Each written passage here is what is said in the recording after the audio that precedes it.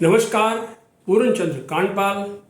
आज जनजागृति का episode number 706 लेके आपके सामने उपस्थित हूँ। आज मैं एक साथ आपको बताने जा रहा हूँ दीपावली पर्व के 5 त्यौहार। अलग अलग मैंने पहले भी इसके वीडियो आपको दिए हैं और हर एक की अलग अलग बात करी है।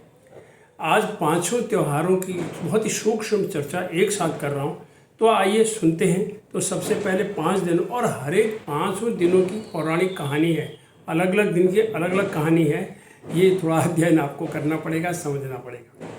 सबसे पहले धनतेरस को ले लेते हैं। धनतेरस इस दिन समुद्र से धन्वंतरी निकले थे। 14 रत्न मैंने एक दिन बताया था कि 14 रत्न निकले थे। श्री रंभाभ्य से बारुणी अमी शंख गजराज धनंतरी धनुधेनु तरु चंद्रमा मणिबाज।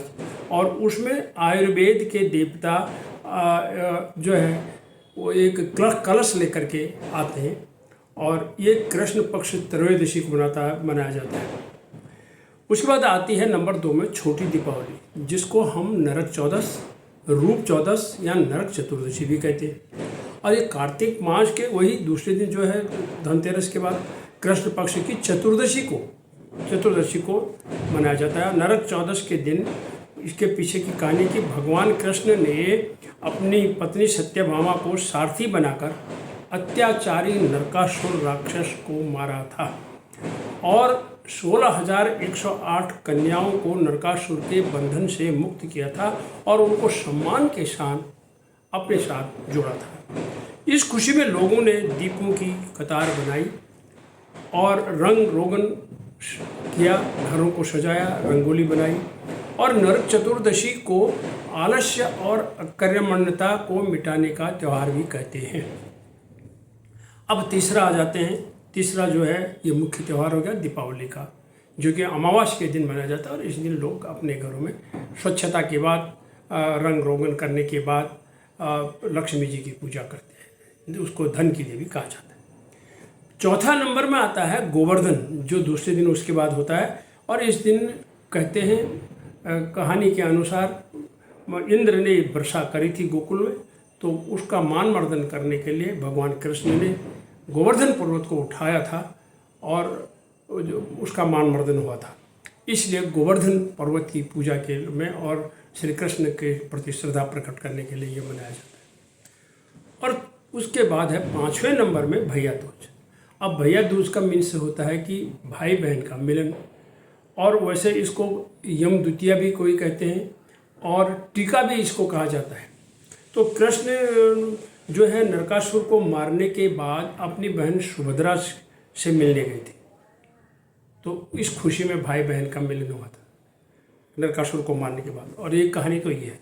और दूसरी यमराज की बहन यमुना ने भी अपने भाई को, यानी यमुना ने अपने भाई यमराज को अपने पास भोजन के लिए बुलाया था और इन दोनों भाई बहन का मिलन हुआ था। एक दूसरे को इन्होंने प्रेम के साथ टीका लगाया था।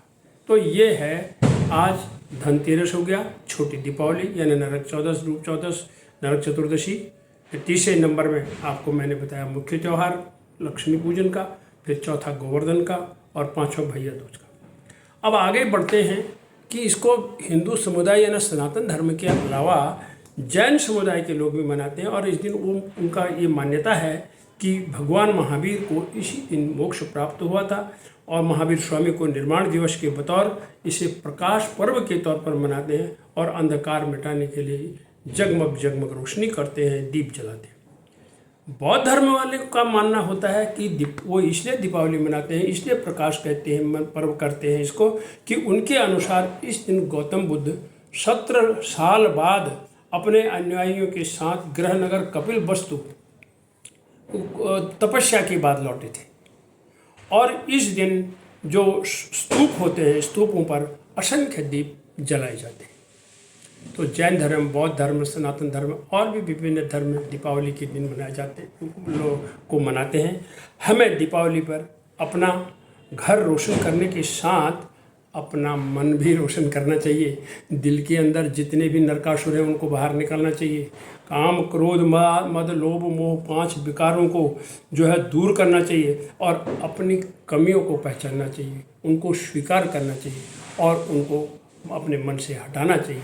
ताकि हम श्रेष्ठ मानव जीवन को बिता सकें। और इन्हीं शब्दों के साथ आप सभी को पुनः इन पांचों त्योहारों की बहुत बहुत शुभकामनाएं। आइए दीपावली को मनाएं, स्वच्छता के साथ मनाएं। इसको महात्मा गांधी ने कहा था, यदि स्वच्छता और समृद्धि में से मुझे एक चीज़ चुननी हो तो मैं समृद्धि को नहीं चुनूंगा, मैं स्वच्छता को चुनूंगा। इसीलिए दीपावली को स्वच्छता का त्यौहार भी कहते हैं और ये पांचों त्यौहार उसके साथ बने हुए। इन्हीं शब्दों के साथ आप सभी को मुबारक हो, धन्यवाद और शुभकामनाएं, बहुत बहुत बधाई। नमस्कार।